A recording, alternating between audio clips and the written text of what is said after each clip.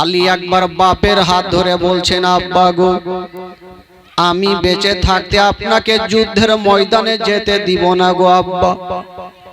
ইমাম হোসেন বলেছিলেন, বেটারে, আমার আলী আসগর পানির জন্য ছটফট করে চলে গেল বেটা। আওনো মোহাম্মদ চলে গেল, একের পর এক সবাই চলে যাচ্ছে বেটা, আমি তোমাকে পারমিশন দিতে পারবো না রে বেটা। ওই আলী আকবর বলেছিলেন, আব্বা গো, আব্বা আমি আপনার বেটা, আমি বেঁচে থাকতে আব্বা আপনাকে আমি পারমিশন দিব না গো আব্বা। ইমাম হোসেন বলেছিলেন, বেটা রে, ওরে লাডলা দুলারা, ওরে বলে যারা পারা, ওরে নয়নের তারা, আমি তোমাকে পারমিশন দিব না। যাকে পারমিশন দিয়েছি বেটা, ওই যুদ্ধের ময়দান থেকে ঘুরে আসেনি। যদি তুমিও চলে যাও বেটা, তবে যুদ্ধের ময়দান থেকে ঘুরে আসবে না। আলী আকবর বলছেন, আব্বা গো, আমি সেটা বুঝি না আব্বা, আমাকে পারমিশন দেন, আমি যাব যুদ্ধের ময়দানে। ওরে যুবকেরা, যারা মুহররমের মাসে মুহররমের 10 তারিখে লাঠি খেলেন, তারা ঘটনা শুনেন, বাবা জিন্দেগিতে খেলার ইচ্ছা করবে না। সেদিন ইয়াজিদের সৈন্যরা খুশি মানিয়েছিল, আর ইমাম হোসেনের আহলিয়ারা দুঃখ করেছিল, বাড়িতে কাঁদছিল। আলী আকবর বাপের হাত ধরে বলছেন, আব্বা গো, আব্বা গো, আমাকে পারমিশন দেন আব্বা, আমি সাকিনার জন্য পানি নিয়ে আসবো আব্বা, আমার জয়নাল আবেদিনের জন্য পানি নিয়ে আসিব আব্বা। 3 দিন থেকে পানি বন্ধ।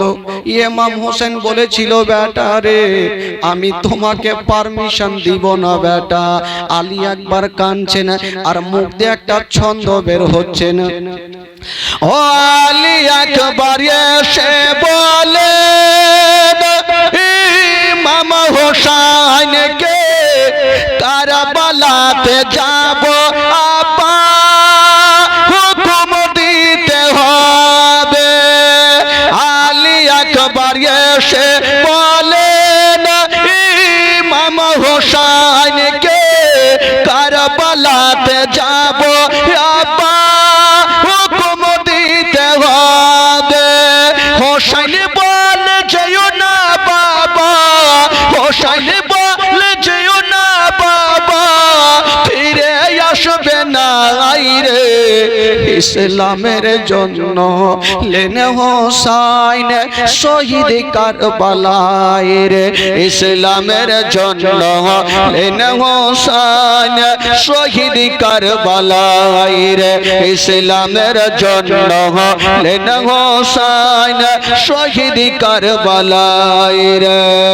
কারবালার ঘটনা শুনে বুক ফেটে যায় রে, ইসলামের জন্য লেন হোসেন শহীদ কারবালায় রে, ইসলামের জন্য লেন হোসেন শহীদ কারবালায়। ইমাম হোসেন বেটা আলী আকবরের হাত ধরে বলছেন, বেটা রে, যাও, তবে আমি তোমাকে পারমিশন দিলাম বেটা। ওই আলী আকবর বলেছিলেন, আব্বা গো, জানি না আব্বা, আমি যুদ্ধের ময়দানে যাব, জানি না ঘুরে আসবো কি আসবো না, তবে আব্বা গো, একবার আমাকে বুকখানে জড়িয়ে ধরেন। ইমাম হোসেন বেটাকে পারমিশন দেওয়ার আগে বুকখানে জড়িয়ে ধরেছেন বাবা। তবে যুবকেরা একটু চিন্তা করেন, সেদিন ইমাম আলী আকবর কি কোনো বিয়ে বাড়িতে গিয়েছিল, কোনো ভোজ খাওয়ার জন্য গিয়েছিল? না রে বাবা, না। ইসলামকে বাঁচাতে নিজের গর্দানকে কাটাতে যাচ্ছেন ভাই। বাবা পোশাক পরে নিয়ে হাতে তরবারি নিয়ে দুলহা সেজে গেল। বাবা গো দুলদুলে চেপে গেছে, দুলদুলের লাগামটা টান দিয়েছে মা। আর হঠাৎ করে 7 বছরের সকিনা কাঁদতে কাঁদতে গেল আর দুলদুলের সামনে দাঁড়িয়ে গেল। বলছে ও গো দাদা, দাদা আপনি কোথায় যাবেন দাদা? আজকে আপনি দুলহা সেজে কোথায় যাবেন দাদা? বলছে বহিন রে, আমাকে তুমি খুশি মনে পারমিশন দাও। সাকিনা কাঞ্চার বলছেন দাদা গো, আজকে আপনি দুলহা সেজে চলে যাচ্ছেন দাদা, তবে আদরের বহিনটাকে আপনি কি দিয়ে যাবেন দাদা? আমাদের মধ্যে একটা প্রথা আছে, যখন কোনো বড় দাদা বিয়ে করার জন্য যাবে তখন ছোট ছোট বহিনেরা দাদার সামনে বলবে দাদা গো আমাকে কিছু উপহার দিয়ে যান, আমাকে পয়সা দিয়ে যান দাদা। ওই রকম সাকিনা বলছেন দাদা গো আপনি যাচ্ছেন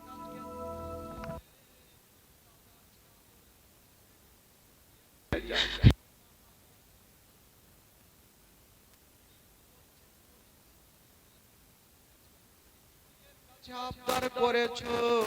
আচ্ছা বলো, আমি তোমাকে কোনোদিন এমন আছে যে না দিয়ে আমি বাড়ি থেকে বেরিয়েছি কিনা? আজকে যখন আমি যাচ্ছি, আজকে তোমাকে কিছু দিয়ে যাব, তোমার ওন্ডা খানাকে আমার সামনে করো। 7 বছরের সাকিনা ভাবছেন দিবে। ছোট্ট বহিন সাকিনা নিজের ওন্ডা খানা দাদার সামনে ধরেছে, দাদা ওন্ডাতে দিয়ে দেন। এ মামালি একবার কোনো টাকা দিল না, একটু মুখটা বাড়াইয়া চোখের 2টা ফোঁটা পানি কোঁচাতে দিয়ে দিল আর বলছেন সাকিনা রে, আজকের দিনে তোমাকে টাকা দিতে পারবো না, তোমাকে পয়সা দিতে পারবো না, এই 2 ফোঁটা চোখের পানি আমি তোমাকে দিলাম, একটু যত্ন করে রাখিও। সাকিনা ছোট্ট বহিন সাকিনা ওই 2 ফোঁটা চোখের পানি বাবা গো বুকে লাগাইয়া কাঁদতে কাঁদতে যেন খিমাতে চলে গেল। ইয়ে মা মশাই, বেটি সাকিনাকে বুক কানে লাগিয়েছে। মা মা তুমি কান্দিও না, আব্বা গো আমার দাদা চলে যাচ্ছে যুদ্ধের ময়দানে, আব্বা গো হয়তো আমার দাদা ঘুরে আসবে না। ওইদিকে ইমাম হোসেন বলছেন বেটা আলী একবার, এবার তুমি যুদ্ধের ময়দানে চলে যাও বেটা। আলী একবার বাবা গো লাগামটা টান দিয়েছে, দুলদুল চলতে লাগলো। একটু দূর আগিয়ে গিয়েছে, হঠাৎ করে আলী একবার যেন মদিনার দিকে মুখটা করে হঠাৎ করে দাঁড়িয়ে গেল। ইমাম হোসেন বলছেন বেটা রে, তুমি কি যুদ্ধের ময়দানে যাওয়ার জন্য ভয় পেয়ে গেলে বেটা? কেন তুমি দাঁড়িয়ে গেলে বলো? আলী একবার বলেছিলেন আব্বা গো আমি ভয়ে দাঁড় হইনি আব্বা, আব্বা গো একটা আমার কথা মনে পড়ে গেছে আব্বা। কি? আলী একবার বলছেন আব্বা গো যখন আমরা মদিনা থেকে আসছিলাম আমার একটা 11 বছরের বহিন সুগরা খাতুন জ্বরে জ্বালাতে কাঁদতেছিল। আব্বা গো আমি বলেছিলাম বহিন রে কয়েকদিন পর আমি তোমাকে বুকে করে নিয়ে চলে আসিব।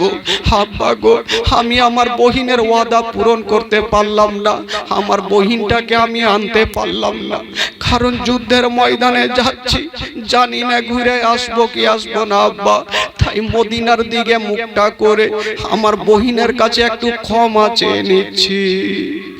ইমাম আলী একবার মদিনার দিকে মুখটা করে বলছেন বহিন সুগুরা, ও বহিন সুগুরা খাতুন, তোমার দাদা ওয়াদা করেছিলাম তোমাকে বুকে করে নিয়ে আসিব, কিন্তু বহিন রে আমি আর আসতে পারলাম না। আজকে আমি যুদ্ধের ময়দানে যাচ্ছি জানি না ঘুরে আসবো কি আসবো না, তবে বহিন রে আমি তোমার ওয়াদা পূরণ করতে পারলাম না, আমাকে দাদা বলে ক্ষমা করে দিও। ইমাম আলী আকবর বহিনের কাছে ক্ষমা চেয়ে নিয়া, বাবা গো সাকিনার কাছে ক্ষমা চেয়ে নিয়া, ইমাম হোসেনের কাছে ক্ষমা চেয়ে নিয়া বাবা দুলদুলের লাগামটা টেনে দিয়েছেন ভাই। যেমনই টেনে দিয়েছেন মা, বাবা গো ওই দুলদুল চলতে লাগলো, এত জোরে চলতে লাগলো মা, ওই দুলদুল যেন যুদ্ধের ময়দানে পৌঁছে গেল। যেমনই যুদ্ধের ময়দানে যাওয়া, ইমাম আলী একবারই একাই, আর একদিকে ইয়াজিদের সৈন্যরা 22,000 সৈন্য। আচ্ছা বলুন তো ভাই, একাই যদি দাঁড়িয়ে থাকে আর 22,000 সৈন্য যদি একদিকে দাঁড়িয়ে থাকে, বলুন কেমন লাগবে দেখে। একটা লোক চলে আসলো আলী আকবরের কাছে তরবারি খানা নিয়ে, আলী আকবর তোমার চেহারা দেখতে ভালো লাগছে, তুমি যাও তোমার মার বুকে ফিরে যাও। আলী আকবর বলেছিল, ওরে দুশমনেরা, আমার চেহারা তোমাদের ভালো লাগছে রে, আর হোসেনের চেহারা কি তোদের ভালো লাগে না? আমার চেহারা ভালো লাগছে রে, আলী আসকারের চেহারা কি ভালো লাগে না? আমাদের চেহারা ভালো লাগে রে। জয়নাল আবেদিনের চেহারা কি ভালো লাগে না? আমার চেহারা ভালো লাগে রে। সাকিনার চেহারা কি তোদের ভালো লাগে না? আমাদের চেহারা ভালো লাগে রে। জাইনাবের চেহারা কি ভালো লাগে না? উম্মে কুলসুমের চেহারা কি ভালো লাগে না? যে তাদের জন্য তোরা পানি বন্ধ করে দিয়েছিস। যেমনই কথা বলা, ওই দুশমন দুরাচারের হাতে ছিল তরবারি খানা। বাবা গো আলী আকবরের দিকে চালিয়ে দিয়েছেন, যেমনই চালিয়ে দিয়েছে মা, আলী আকবর ঢালে এড়ে নিল। আলী আকবর এত জোরে তরবারি চালালো, ওই দুশমনের কলাতে পড়ে গেছে। একদিকে মাথা গেল, একদিকে বডি গেল, বাবা জাহান্নামে পৌঁছে গেল। ও যুবকেরা একটা একটা করে চলে আসে, কিন্তু আলী আকবরকে কেউ পারে না। বাবা গো যার শরীরে নবী বংশ রক্ত আছে গো, তার সঙ্গে মোকাবিলা করে কেউই টিকতে পারে না। যার শরীরে নবী বংশের রক্ত, তার সঙ্গে মোকাবিলা করে কেউ পারবে। তবে একটা কথা ভাই, মারলে মার খেতে হয়। দুশমনেরা এবার বলল না, একের পর এক পারা যাবে না, আলী আকবরকে একই সঙ্গে হামলা করব 22,000 সৈন্য। আলী আকবর বাঁচতে পারবে না। তবে আলী আকবর বাবা গো হাতে ছিল তরবারি খানা, দুলদুলের লাগাম খানা ধরে আছেন, চেপে গেল। আর ফোরাত নদীকে দেখছেন সামনে, বলছেন ওরে দুশমনেরা রে, আমি এখনই যাব ফোরাত নদীর পানি পান করব। এমন কোন দুগ্ধ পান করেছো, আমাকে বাধা দিয়ে দেখাও। আলী আকবর লাগামটা টেনে দিয়েছেন বাবা। যেমনই টেনেছেন বন্ধুরা, ওই দুলদুল ডানে দেখলো, বামে দেখলো, পিছনে দেখলো, সামনে দেখছেন বাবা। সামনে 22,000 সৈন্য, ওই 22,000 সৈন্যর বুকের ওপর দিয়া চিড়তে পারতে গিয়া যেন ফোরাত নদীতে নেমে গেল। জোরে বলুন সুবহানাল্লাহ। আচ্ছা বলেন তো ভাই, 3 দিন থেকে যদি কেউ পানি পান না করেন, হঠাৎ করে যদি পানি দেখেন, কতটা মনটা খুশি হবে? আলী আকবর হঠাৎ করে পানি দেখেছেন ভাই, 3 দিন থেকে হুলকুমে পানি। আলী আকবর এক চুল্লু পানি নিয়ে ছাড়লা, আমি পানি খানা পান করব। যেমনই আলী আকবর মুখে দিতে যাবে, আলী আসকারের কবরখানা নজরে পড়ে গেল। আলী আসকারের কবরখানা নজরে পড়ে গেছে। আর বলছেন ওরে পানি রে, এই পানি পানি করে আমার আলী আসকার পানি পাইনি, হুলকুমে তীরখানা লেগেছে। আলী আসকার পানি পান করতে পারেনি। হাউনো মোহাম্মদ পানির জন্য চলে গেছে।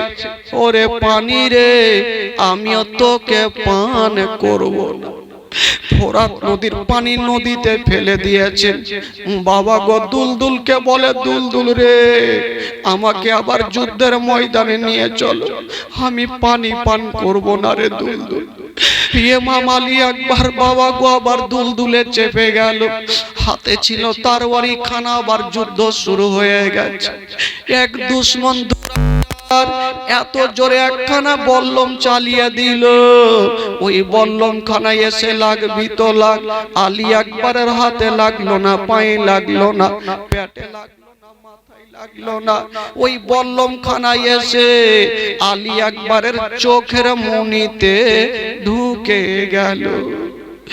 যেমনই চোখের মনিতে বল্লম খানা ঢুকে গেছে, আলী আকবর দুলদুলে থাকতে পারলেন না, মা বলে যেন জমিনে পড়ে গেল। যেমনই জমিনে পড়ে গেছে, ওই আলী আকবরের দুলদুল আলী আকবরের চতুর্দিকে ঘুরছে, আমার মালিক কেন পড়ে গেল? ইমাম আলী আকবর বলছে, দুলদুল রে, আর তোমাকে ঘুরতে হবে না, আমার বহিন সাকিনাকে খবর দিয়ে দাও, আমার আব্বা হুসেনকে খবর দিয়ে দাও, আমার মাকে খবর দিয়ে দাও, আমার সবাইকে খবর দিয়ে দাও, আমি আলী আকবর যুদ্ধের ময়দানে কামিয়াব হয়ে গেছি। ইমাম আলী আকবর কাঁদছে না, আর মুখ দিয়ে একটা ছন্দ বের হচ্ছে না, যাও রে দুলদুল কইরে কবর আমার মা জননিয়ার কান্দে না, যাও রে দুলদুল দিও রে খবর আমার হালিয়া জানোয়ার কান্দে না, মনের দুঃখ মনে রইল দুলদুল, মনের দুঃখ মনে রইল, মদিনা যাওয়া হলো না। ওই আলী আকবর বাবা গো জমিনে পড়ে আছে, বা ইয়েজিদের সৈন্যরা চতুর্দিকে আলী আকবরকে ঘেরাও করে নিল, হাতে হাত করি, পায়ে জিঞ্জির, হাতে জিঞ্জির দিয়ে বেঁধে দিয়েছে। তবে আলী আকবরের চেহারা খানা দেখতে আমার নবীর মতো দেখতে ছিল। বাবা গো, ইয়াজিদের সৈন্যরা ইবনে সাদ বলল, নবীর নিশানিকে বাঁচিয়ে রাখা যাবে না। বাবা গো বলল, এক কাজ করো, 22,000 দুলদুল আলী আকবরের চেহারাতে চালিয়ে দাও, আলী আকবরের ওপরে চালিয়ে দাও। বলুন তো বাবা, একটা লোকের ওপরে 22,000 ঘোড়া যদি চলে, বলুন তার লাশটাকে কি দেখা যাবে? আলী আকবর শুয়ে আছে, বাবা গো চোখের মুনিতে বল্লম ঢুকে আছে, বাবা গো গল গল করে রক্ত ঝরছে। আর ইবনে সাদের অর্ডার হয়ে গেল, বলো আলী আকবর 22,000 দুলদুল যেন চালাতে লাগো। বাবা গো 22,000 দুলদুল আলী আকবর চেহারাতে চালাতে আরম্ভ করেছে। যেমন চালিয়েছে মা, 22,000 দুলদুল যখন চলে গো, আলী আকবরের হাত কেটে একদিকে পড়ে গেছে, মাথার মগজ একদিকে ছুটে পড়ে গেছে, চোখের মনি একদিকে ছুটে পড়ে গেছে। বাবা গো হাড় মাংস সব কোন দিকে চলে গেছে।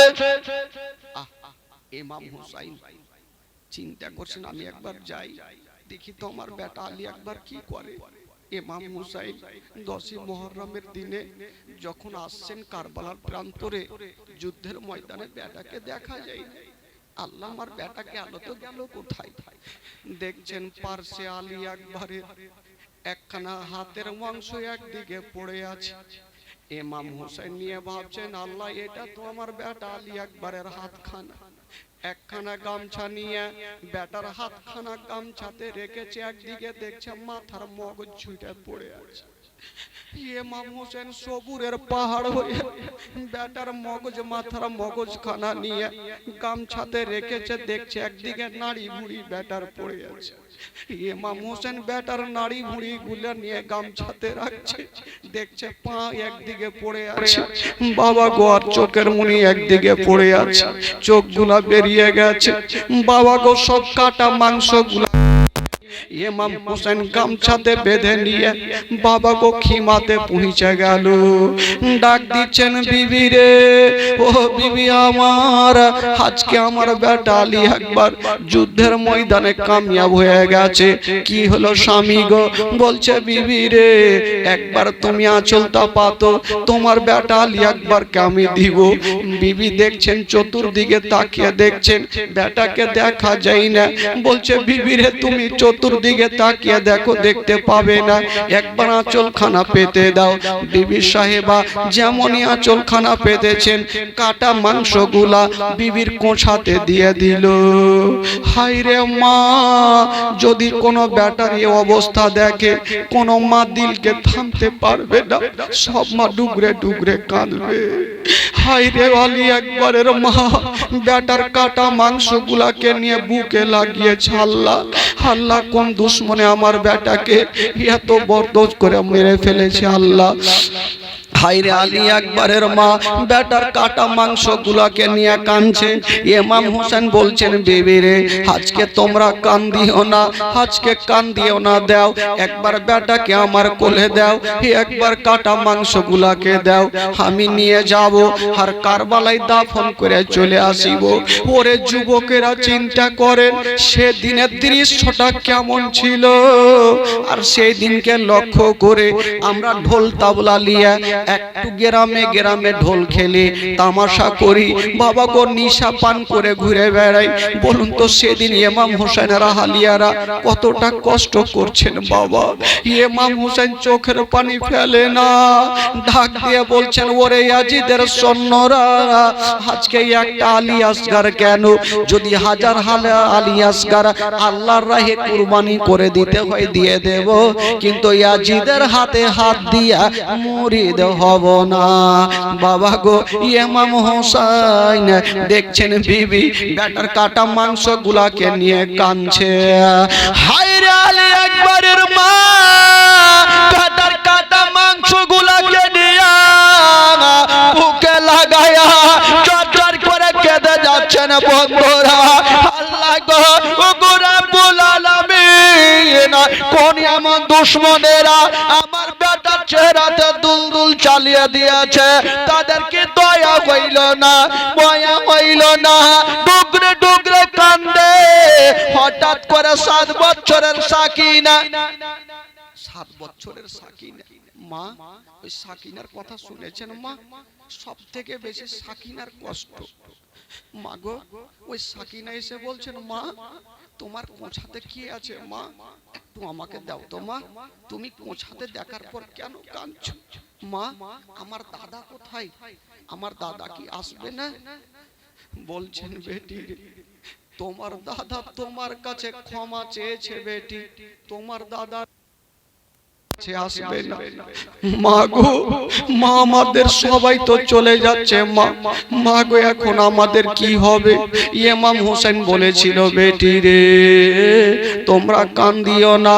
বলছে বিবি একটা কাজ করো, আমার বেটার কাটা মাংস গুলাকে আমাকে দাও, আমি নিয়ে যাব আর কারবালায় দাফন করে চলে আসিব। ওই ইমাম হোসেন বেটার কাটা মাংস গুলাকে নিয়ে বুকখানে নিয়া বাবা গো চলে গেছেন কারবালায়, কবর তৈরি করে দিল। যেমন দিয়েছে বা ওই আলী আকবরকে মাটি দিয়ে দিয়েছেন, মাটি দেওয়া হইল। ইমাম হোসেন বলছেন, বলে আমার আহলিয়ারা, মাটি দিয়ে চলে আসলেন। ইমাম হোসেন তখন বলছেন, ওরে বিবি আমার, আলী আকবর সারা জীবনের মতো আমাদের ছেড়ে চলে গেল। একবার সকলে পড়ুন, ইন্না লিল্লাহি ওয়া ইন্না ইলাইহি রাজিউন। আলী আকবর তো দুনিয়া ছাড়লেন বাবা গো। এবার ইমাম হোসেন দেখছেন যে না, এবার আমাকে যুদ্ধের ময়দানে যেতে হবে। ইমাম হোসেন যুদ্ধের ময়দানে যাওয়ার জন্য রেডি হচ্ছেন বাবা, মাথায় পাগড়ি খানা বাঁধছেন। কবি লিখেছেন, ভাই ও নবী পাকের পাগড়ি খানা মাথায় বাঁধিল, শেরে খোদার তরবারি হাতে নিল। জোরে বলুন সুবহানাল্লাহ, আর জোরে বলুন।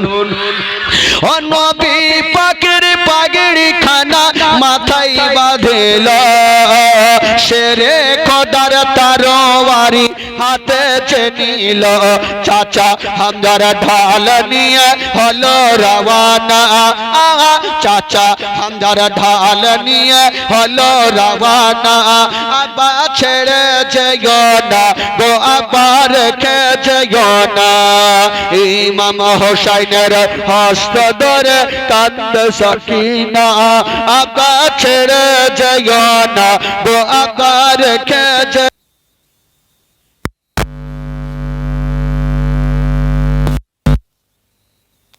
আব্বা ছেড়ে যেও না গো আবার কে যেও না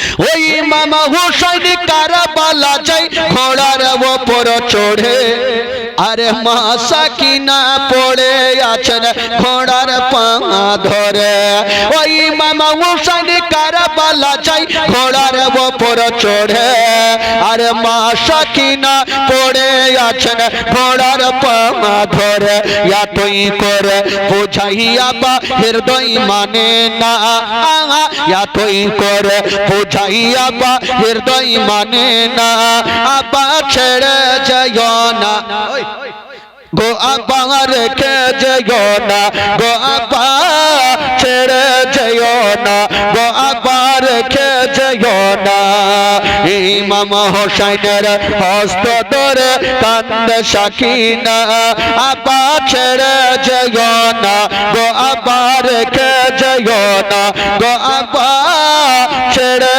যেও না গো আব্বা রেখে যেও না আল্লাহ হুম্মা সাল্লি আলা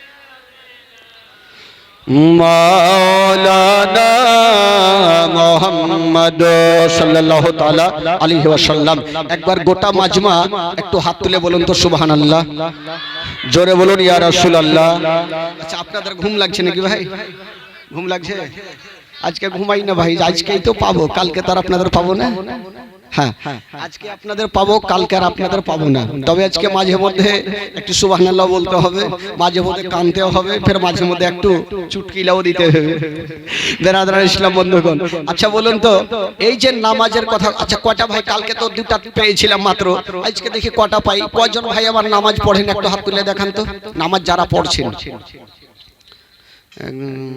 10টা আচ্ছা যারা পড়ে না তারা একটু হাত তুলেন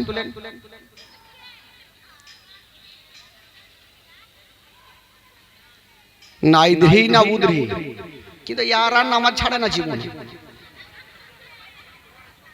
আর এই গ্রামে তো নাকি মা বহিনেরা জীবনী লাগিয়েছে নাকি 40টা মা নাকি জীবনী লাগিয়েছে শুনলাম আচ্ছা ওই 40টা মা নামাজ পড়ছে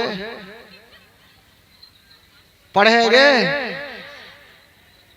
খালা খালি জীবনী লাগাইলে হবে না আপনারা মাশাআল্লাহ ভালো জিনিস করছেন এই যে স্টেজ সাজিয়েছেন আর দলের দল লোক এখানে বসেছেন একটা ভালো জিনিস তো শোনার জন্য তবে আপনারা যদি নামাজ পড় না পড়েন তাহলে হবে কাজ নামাজ পড়তে হবে যে 40টা ওই 40টা মাকে নামাজ পড়তে হবে সামনে বছর যেন এসে দেখতে পাই যে নামাজি হয়ে গেছে একটা লোক রাগের মাথায় মাওলানা বলছে নামাজ পড়ো ওই লোকটা রাগের মাথায় উঠে চলেছেন এই মাওলানা সাহেব নামাজ বলছেন বিনা উজুতে নামাজ হবে কি আচ্ছা বলেন তো মাওলানার মিজাজ খারাপ হবে কি হবে না বলছে বিনা উজুতে নামাজ হবে মাওলানা রাগের মাথায় বলছে যা হয়ে যাবে যা এই লোকটা ভাবলো বাপ রে বিনা উজুতে যদি নামাজ হয় তো পড়বো না কেন ওই লোকটা আনফান করে চলে যায় মাওলানা সাহেব ডাকছে এই শুন এই মাওলানা ভাবছে একে ভুলভাল মশলা দিলে গোটা গ্রামে কিন্তু আলোচনা করে দিবে আজ থেকে কেউ উজুও করবে না বিনা উজুতে নামাজ পড়বে তো মাওলানা ওকে শিখাইছে আরে পাগলা বিনা উজুতে নামাজ হবে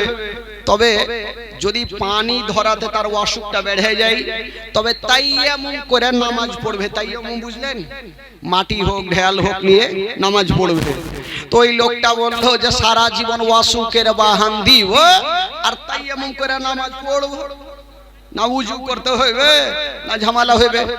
এই বাড়ি গেল নিজের বিবিকে বলছে, ও বিবি, বলো কি হলো? বলে একটা নতুন মশলা শিখেছি, মাওলানা সাহেব বলেছে বিনা উজুতে নামাজ হইবে, তাই এমন করব। তো তুমি একটা সুন্দর ঢেল নিয়ে এসে আমার বিছানাতে রেখে দিও। ঢেল বুঝলেন তো? ঢেল কি বলে আপনাদের ভাষায়? হেলা, ঢেলা। এই কোন ঠে পেয়েছেন এগুলা ভাষা রে ভাই? ও ঢেলা বলছে যে ঢেলা নিয়ে এসে রাখি। ও বিবি বলছে ঠিক আছে, চিন্তা নাই, স্বামী যখন নামাজি হবে তো ঢেলা নিয়ে চলে আসবো। ও বিবি ভাই এবার ঢেলা খুঁজতে গেছে মাঠে।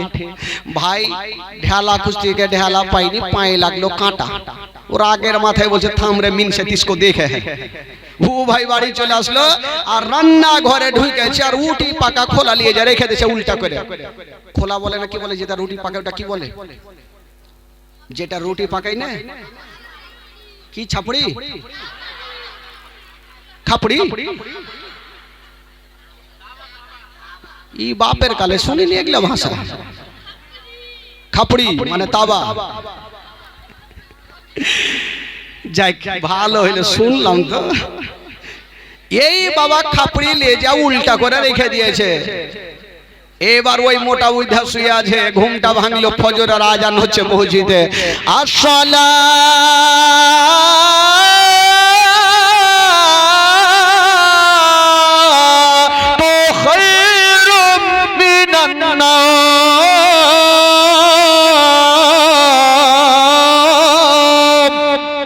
আজান হইল, ঘুম ভাঙলো।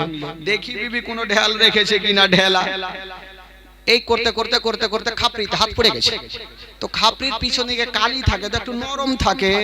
ই ভাবছে বিবি আমাকে কত ভালোবাসে, এত নরম ঢেলা রাইখেছে, লিছে আর লাগাইছে, লিছে আর লাগাইছে, লাগিয়া লাগিয়া কালুয়া ভূত হয়ে গেছে।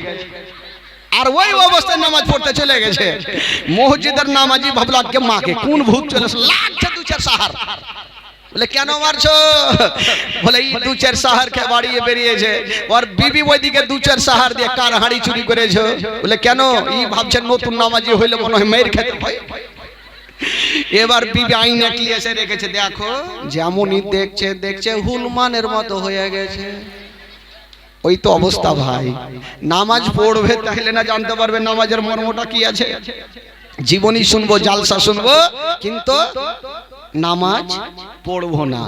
এটাই তো অভ্যাস, নামাজ পড়বো না। এই যুবকেরা ইমাম হুসাইন 10ই মুহররমের দিনে এবার যুদ্ধের ময়দানে যাওয়ার জন্য রেডি হচ্ছেন। ভাই এই যুবকেরা, যেই হুসাইন সমস্ত জান্নাতি নওজওয়ানদের সর্দার, ওই ইমাম হুসাইন যুদ্ধের ময়দানে যাওয়ার জন্য নিজের আহলিয়াদেরকে সবাইকে ডেকেছেন, আর কেউ নেই।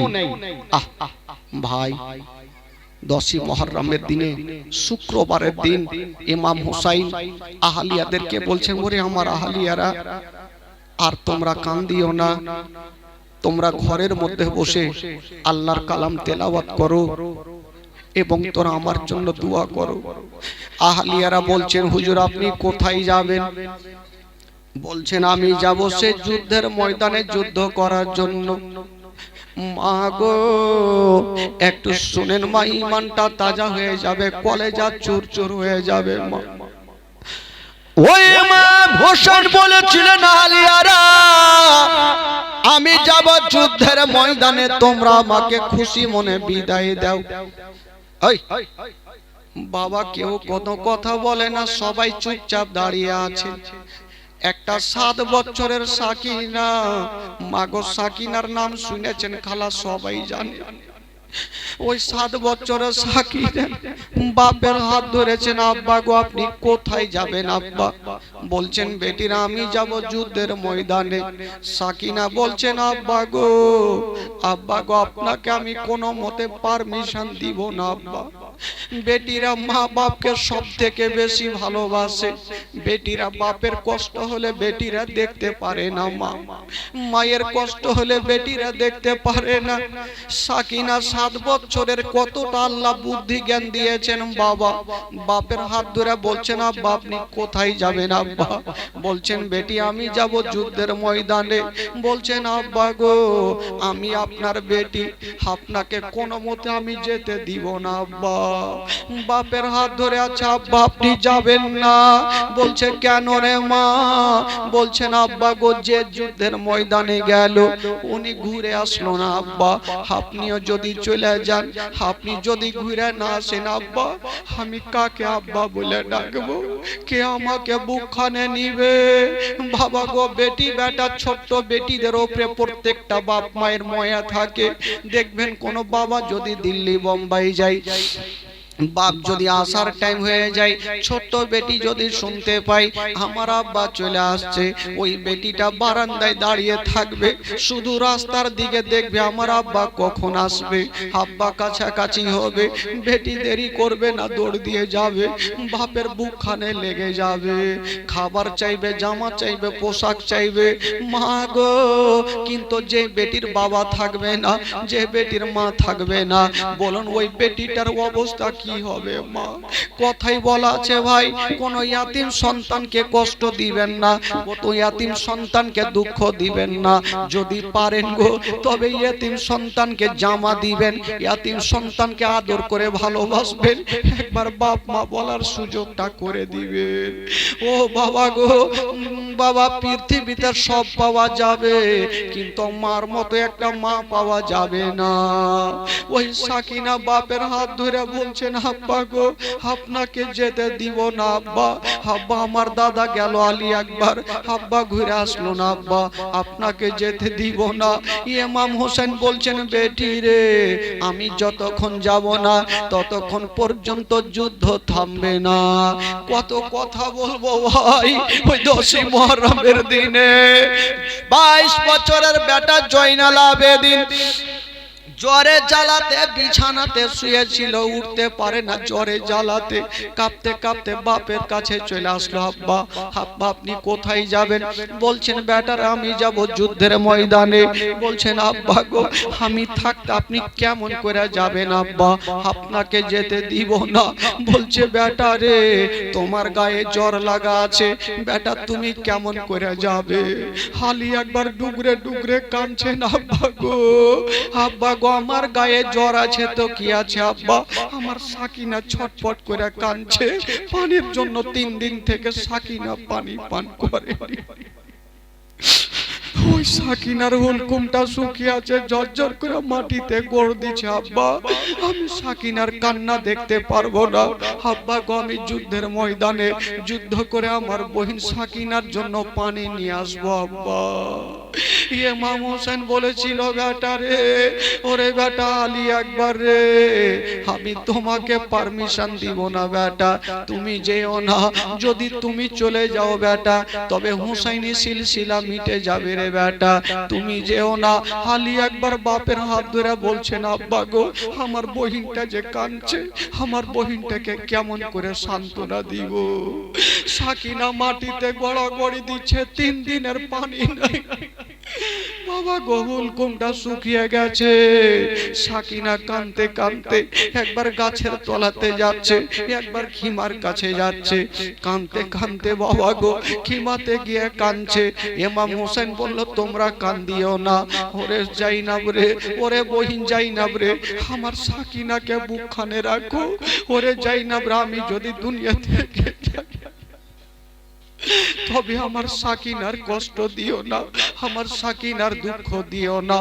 বাবা গো জাইনাব সাকিনাকে নিয়ে সান্ত্বনা দিয়ে ঘরে রাখলো।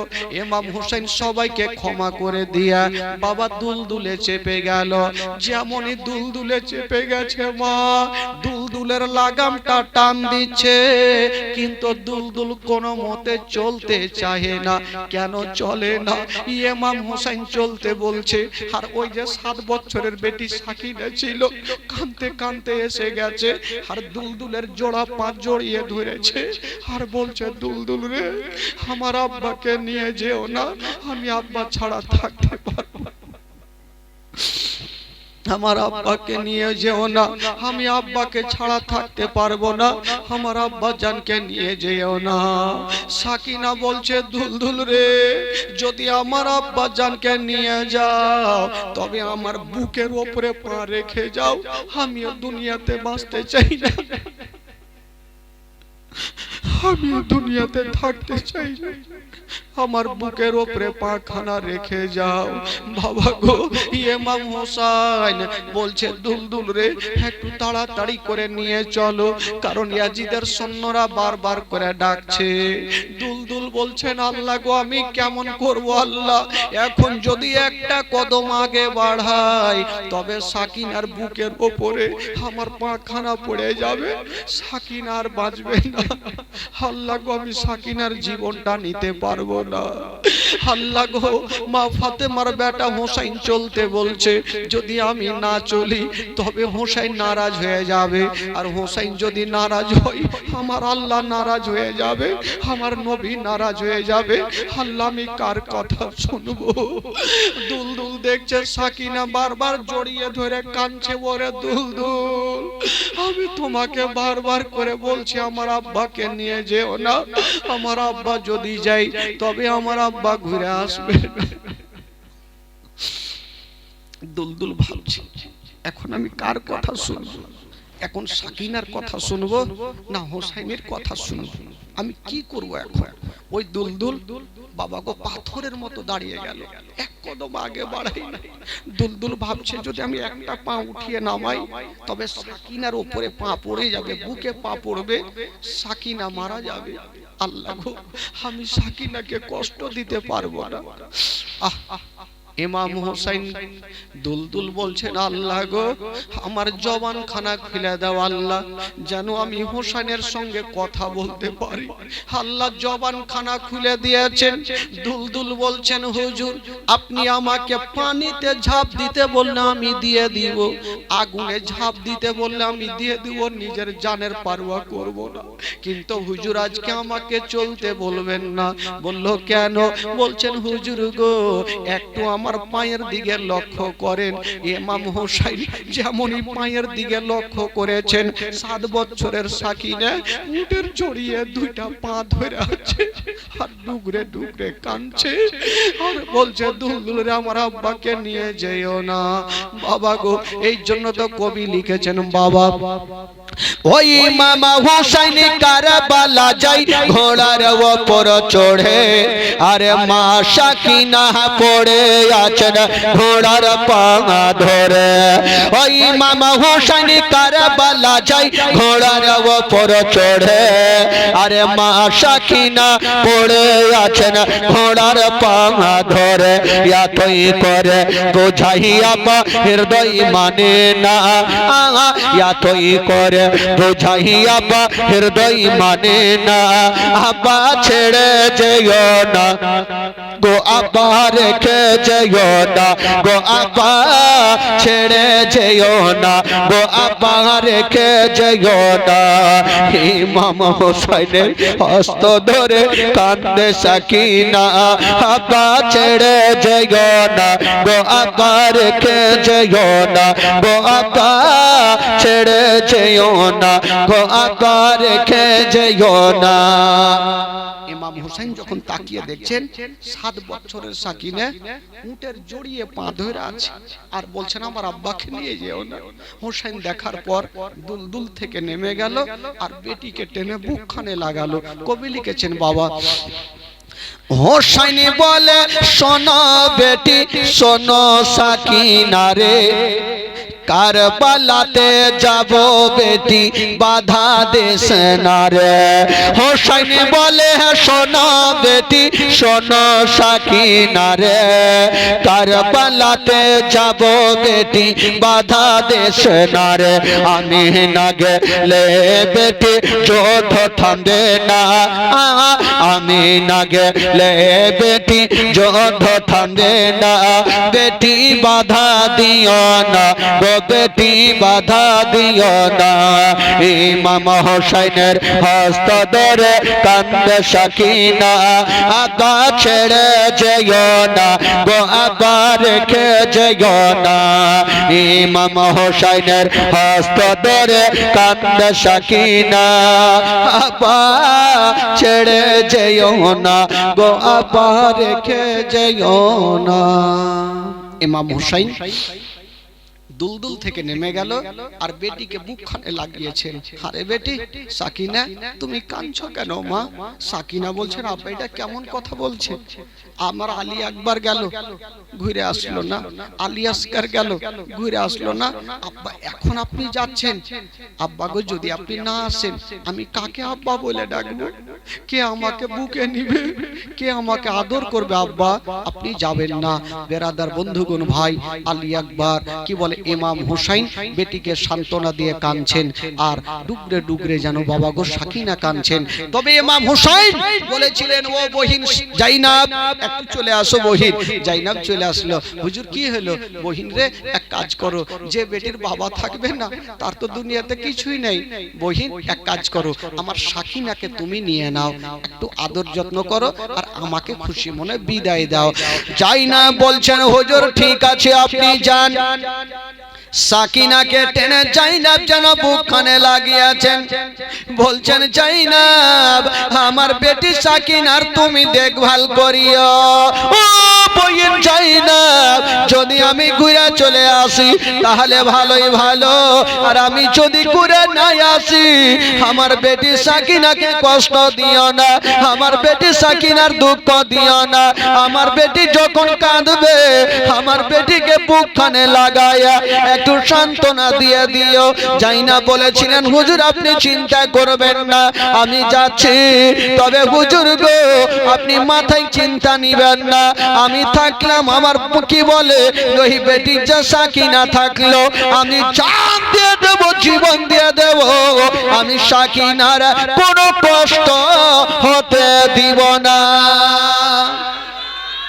আর জোরে বলুন মোহাব্বতে বলুন জাইনাব সাকিনাকে রাখলেন তারপরে ইমাম হোসেন আচ্ছা বলুন তো ভাই ইমাম হোসেন কোথায় যাচ্ছেন গো একটু জোরে বলুন কারবালায় ইয়াজিদের সৈন্যরা আচ্ছা বলুন তো ইয়াজিদ ভালো ছিল না বদমাশ ছিল ভাই ইয়াজিদ ভালো ছিল ভালো ছিল না ওই ইয়াজিদের সঙ্গে মোকাবিলা করার জন্য ইমাম হোসেন বাবা গো দুলদুলের চেপে গেল আর দুলদুলের লাগামখানা টেনে দিল এ বেরাদার 5 দিন জীবনী হলো এই বক্তাগুলো এই ঘটনাগুলো বলবে না কিন্তু আমি 2 দিনের জীবনীটা আপনাদেরকে শোনাচ্ছি আমি জানি যে আপনারা জীবনী ভালোবাসেন কাজে আমাকে শোনাতেও ভালো লাগছে আমার মা বোনের যদি সারা রাত বলি কেউ যাবে এমনই একটা লাইন আছে যে জীবনী একদিন শুনবে দ্বিতীয় দিন না শুনলেও বাড়িতে থাকতে পারবে না কারণ জীবনী হচ্ছে এরকম কারণ আমি 15 বছর থেকে জীবনী করি আপনি মনে ভাববেন একটা অন্য যদিও কিছু শুনেন 1 থেকে 2 বার শুনবেন মনে হচ্ছে পুরানা হয়ে গেল আর জীবনী এমনই আপনি যদি 100 বার শুনেন পুরানা মনে হবে না মনে হচ্ছে নতুন ঘটনা হচ্ছে জোরে বলুন সুবহানাল্লাহ আরো জোরে একে বলে জীবনী ভাই জীবনী তো ভেঙে চুরে বলতে লাগলে হয়তো 5 দিন না হলে 7 দিন শুনতে হয় 2 দিনে তো কিছু হয় না আপনাদেরকে শুরু থেকে আলী ফাতেমার বিয়ে কি করে হলো এই ঘটনাগুলো শোনাতে পারলাম না ইমাম হাসান বিষ পান করে যে জগৎটা ছাড়লেন সেই ঘটনা তো শুনতে পারলেন না ইমামে মুসলিমের 2 বাচ্চা মোহাম্মদ ইব্রাহিম যে শহীদ হয়ে গেল কুফা শহরে কেউ জানতে পারলেন না ওই বস ভাই ভয় খেলে যাকে মাগে আর এরকম হুড়কি যখন দিয়ে একটা কথা মনে হয়ে গেল এখানে যে আপনারা বৈশা আছেন এত সুন্দরভাবে বৈশা আছেন এখানে দেখেন কোনো ঠান্ডা আছে ভাই এই যে জায়গাটা ঠান্ডা লাগছে কোনো ঠান্ডা লাগে না, কেন জানেন? এই জায়গাতে আল্লাহর রহমত ঝরছে। জোরে বলুন সুবহানাল্লাহ, আরো জোরে। আপনি অন্য জায়গাতে যদি যান ঠান্ডা হবে আর কিছু হতে পারে, কিন্তু এমনই একটা সভা, যেই সভাতে আল্লাহর নুরিতন ফারিস্তা আমাদের দিকে চতুর্দিক দিয়ে ঘিরে থাকে। আর এই জায়গা থেকে আপনি উঠবেন, এটা কেমন কথা হবে ভাই? অন্য জায়গাতে গিয়ে যদি আপনার ইন্তিকাল হয়ে যায়, জান্নাতের গ্যারান্টি নেই, জাহান্নামের আশা আছে। বুঝতে পারলেন? আর এটা এমনই একটা সভা, এই সভাতে কেউ যদি মনে করে যে জীবনী শুনবো মনে করে এই সভাতে আসে, আর যদি কাউরি ইন্তিকাল হয়ে যায়, তাহলে সে শহীদের দরজা পায়। আর শহীদের কোনো হিসাব হয় না, বা হিসাব জান্নাতি। জোরে বলুন। তো কিছু লোক আছে, ফের কাজী গ্রামের লোক আছে, ওরা বাড়িতে নাক ডেকে ঘুমাইছে। হে, যারা জীবনে লেগেছে তারাই শুনবে, আছে না? এই তো ভাই, খবরদার, নিঃশ্বাস ছাড়বেন ঢুকবে, তার কোনো গ্যারান্টি আছে? এই যে নিঃশ্বাস ছাড়লাম ঢুকবে, তার কোনো গ্যারান্টি আছে ভাই? এখানে জীবনী শুনে বাড়ি পৌঁছাতে পারবেন, তার কোনো গ্যারান্টি আছে? আমি জীবনী করে আমার বাড়ি যেতে পারবো, আমার কোনো গ্যারান্টি আছে? মরণের কোনো গ্যারান্টি নেই। সব জিনিসে প্রশ্ন আছে, মরণের ব্যাপারে কোনো গ্যারান্টি নেই। তবে বলছিলাম ভাই, কখনো একটাই জিনিস, জালসা হোক, জীবনী হোক, যে কোনো হোক, আল্লাহ রসুলের গুণগান যেখানে চলবে, সেখানে অবশ্যই টুপি পাঞ্জাবি পরে সেই জায়গাতে হাজির হয়ে যাবে। বলা যাবে না মরণের ফারিস্তা কখন হাজির হয়ে যাবে, জানটা কবুজ হয়ে যাবে, কেউ বলতে পারবে না ভাই। তবে আপনারা এখানে বসে আছেন মাশাআল্লাহ। কালকে তো ভাবছিলাম যে আজকে আসবো না, আসার মন ছিল না। কালকে দু চারটা লোককে দেখে যে জীবনী করলাম, আমার আসার ইচ্ছে ছিল না ভাই, কারণ আমি জীবনের প্রথম এই দু চারটা লোককে জীবনী করলাম। মা বোনেরা ভালো ছিল, চিন্তা নাই। তবে ভাইদের তরফে আমি দেখলাম যে আপনাদের মহব্বত জালসার দিকে নেই। আজকে কেন বসে আছেন আপনারা জানেন? আমার গলার দিকে দেখে বসে আছে। গলা ভালো মানে তলা ভালো। যদি গলা ভালো না থাকতো এতক্ষণ উঠে উঠে সব হারিয়ে যেত। খবরদার ভাই, গলা ভালো থাকুক আর না থাকুক, যেই জায়গাতে আল্লাহ রসুলের গুণগান চলবে সেই জায়গাতে অবশ্যই হাজির হবে। আমি না শুধু মাওলানা তাফাজ্জুল না, যতগুলো আলিম উলামা আসবেন সবাইকে ভালোবাসবেন। নবী যে বলেছেন আল উলামা ওয়ারাসাতুল আম্বিয়া, একজন আলেমী দিনের চেহারা দেখা মানে নবী পাকের চেহারা দেখা। জোরে বলুন সুবহানাল্লাহ। এখানে আপনারা আহলে বাইতের ঘটনা শুনছেন, মাশাআল্লাহ, খুব ভক্তি ভরে মন দিয়ে শুনুন। তবে কেউ উঠা ভাগবেন না। যদি ধরেন জালসা চলছে, কেউ যদি উঠে, তো বক্তার মিজাজ খারাপ হবে কি হবে না ভাই? একটু জোরে বলুন, হবে না? ধরেন এত সুন্দর জালসা চলছে, ওই লোকটা যদি উঠে, তো বক্তা তো মিজাজ খারাপ হবে। এক জায়গাতে জালসা চলছে ভাই, জানেন এত সুন্দর জালসা জমেছে, আর একটা লোক মিডিল থেকে মাথা তুলছে। ই মাওলানা কিন্তু দেখে লেছে, দেখার পর ওকে আগের মাথায় বলছে উ ভয়ে বসে গেছে, আগে মা ই ব্যাপার খারাপ, ই মলবি বাদিয়ে মলবি মেরে চুরে ফেলে শেষ করে দিবে। ও বসে গেছে, আর ও এমনি মাথা তুলে না, ওকে প্রচুর হারে লেগেছে পায়খানা। ও এমনি তুলছে, পায়খানা লেগেছে, বাড়ি যাবে। ও ফের সব থামা যাবে, পায়খানা থামা যাবে না। 10 মিনিট পর আবার থামতে পারে না, আবার মাথা তুলছে। মাওলানা বলছে ফের বসে গেছে। ই চিন্তা করলেন, হায় আল্লাহ, বাড়িতে ঘুমাইতাম কত আরামে ঘুমাইতাম, কোন মাওলানার জালসা শুনতে আসলাম এই পায়খানায় বন্ধ করে দিল। হঠাৎ করে কারেন্টটা কিন্তু চলে গেছে, অন্ধকার। ই ভাবছে বাপরে, এবার উঠা ভাগতে হবে। উঠা ভাই সাইডে চলে এসছে, দেখছে চতুর্দিকে লোক আছে, কোন দিকে যাব? তো স্টেজের পাশে লম্বা 8 নম্বরের জুতা পড়েছিল, ই জুতাতে কাম সেরে দিয়ে যা মিডিলে বসে গেছে। বলছে মাওলানা সাহেব, এ বান্দা সারা রাত থাকবে, ভাগবে না। ও ভাগবে কেন? ও তো ট্যাঙ্কি খালি করলেছে। আর ওইটা সাধারণ লোকের জুতা ছিল না, যে মাওলানা জালসা করছিল ওয়ারই জুতা। মাওলানা সাহেব জালসা শেষ করে ভাবছে রুমে যাও, যেমনই নাই না পা ভরেছে তো খাচাক করে উঠে। ই শীত কুণ্ঠে দেখাইলো রে ভাই। তো ওই রকম যদি লাগে তাহলে যাবেন, এমনিতে যায় না ভাই। হ্যাঁ, এমনিতে উঠিয়ে না, তাহলে ফের মিজাজ খারাপ হয়ে যাবে বক্তার। কেউ উঠবেন না, খবরদার উঠবেন না। একটা দরুদ পাক পড়ুন ইনশাআল্লাহুল আজিজ। তারপরের কি ঘটনা হচ্ছে আপনাদেরকে শোনাই। আল্লাহুম্মা সাল্লি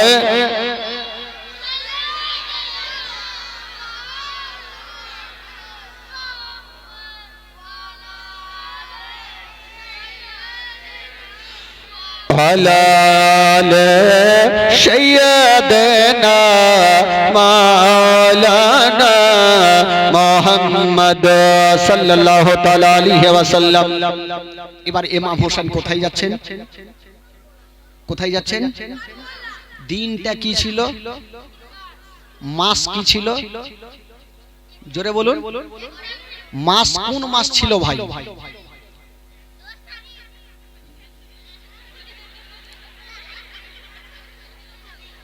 তাহলে কোন তারে বলে? হ্যাঁ রে, মুহররম মাসের 10 তারিখ, আর দিনটা ছিল শুক্রবারের দিন, জুমার টাইম।